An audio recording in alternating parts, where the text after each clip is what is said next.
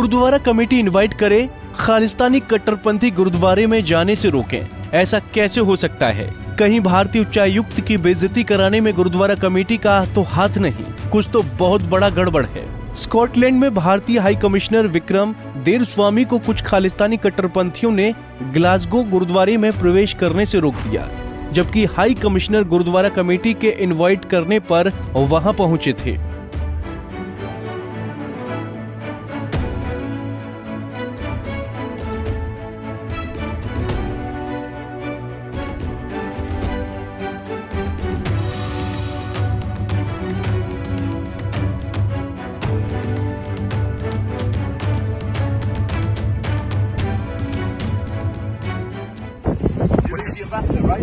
Yeah, I think it's best if you go.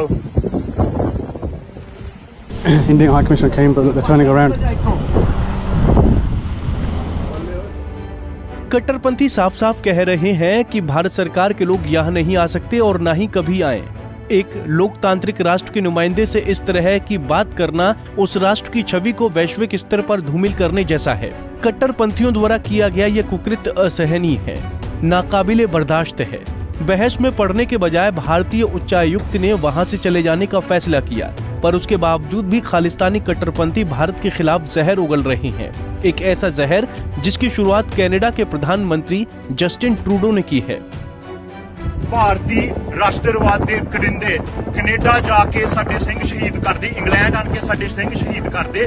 गुरुद्वारियां दे प्रबंधां नूं अपनियां जिम्मेवारियां समझणियां चाहीदियां। इस मुद्दे को ब्रिटेन के विदेश कार्यालय और पुलिस के समक्ष भी उठाया गया। हाई कमिश्नर के साथ इस तरह का व्यवहार किए जाने से भारत ने ब्रिटेन के सामने कड़ी आपत्ति दर्ज कराई है। खालिस्तानी कट्टरपंथियों ने ग्लासगो गुरुद्वारा समिति का भी अपमान किया है। गुरुद्वारा समिति इसमें क्या एक्शन लेगी, ये तो वक्त बताएगा। जानकारी के मुताबिक भारतीय हाई कमिश्नर विक्रम दोरस्वामी ग्लासगो गुरुद्वारे में खालिस्तान गतिविधियों को लेकर गुरुद्वारा समिति के साथ बैठक करने आए थे। भारत के पूर्व उच्चायुक्त ने इस घटना की कड़ी निंदा की है। First of all, I would like to express my solidarity with our High Commissioner. This should not have happened, and the dignity and respect for the High Commissioner should have been maintained. I believe that the authorities in Scotland should have provided due security to him for the visit. But having said that, I have to say that from the reports that I have read, it appears that it was a group of disgruntled people, misguided people. Let me put it very bluntly. There is no point in the High Commissioner visiting a Gurudwara after a violent confrontation between the Khalistanis and other Sikhs, or between the Khalistanis and the law enforcement agency. No, it's not to our interest. You know what I mean? So we have to look at these things in its totality. Just because there was an invitation, well, you have to look at it a little more carefully. Was there going to be any incident? It is also of the responsibility of the British government or Scottish government in that sense. Scotland Yard, as you know, is a very famous intelligence agency. They should always be knowing that the Indian High Commissioner is there and is travelling, and there should have been adequate security for him. They tried to force open his door, which is not a done thing. ये घटना मार्च में London में भारतीय उच्चायोग पर हुए हमले के बाद दूसरी बड़ी घटना है। मार्च में खालिस्तानी समर्थकों ने भारतीय हाई कमिश्नर पहुंचकर वहां तोड़फोड़ की थी। इसके बाद वहां लगा तिरंगा भी उतार दिया था। ये भारत में अमृतपाल सिंह पर चल रही कार्रवाई का विरोध कर रहे थे। इसके बाद पहली बार एनआईए की टीम देश से बाहर जांच के लिए गई थी।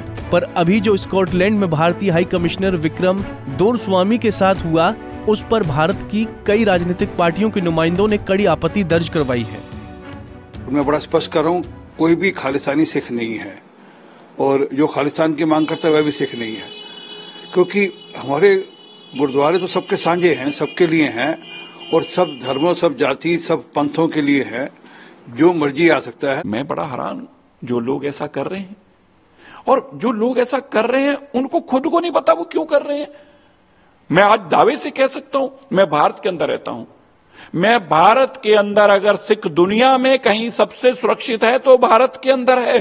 और मैं सिर्फ बोलने के लिए नहीं बोल रहा, मैं आपको सैकड़ों मिसालें देकर बता सकता हूं। दुनिया के अंदर अफगानिस्तान में जब सिखों के ऊपर सबसे बड़ा कहर बरप रहा था, तो पाकिस्तान के रास्ते से सिख भारत आए, पाकिस्तान में नहीं रुके, दुनिया के किसी मुल्क ने उनको अपने पास नहीं लेके गए। ये इस तरह की घटनाएं दुर्भाग्यपूर्ण है। वहां की सरकार को फौरन इसका संज्ञान लेना चाहिए।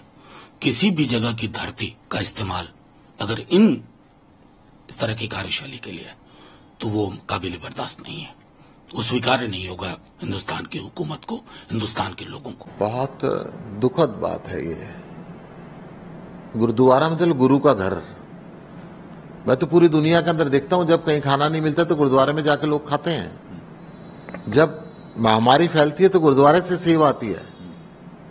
जब बाढ़ आती है, जब भूकंप आते हैं, तो उस गुरु घर से सहायता मिलती है। Bureau report, Punjab Kesari TV.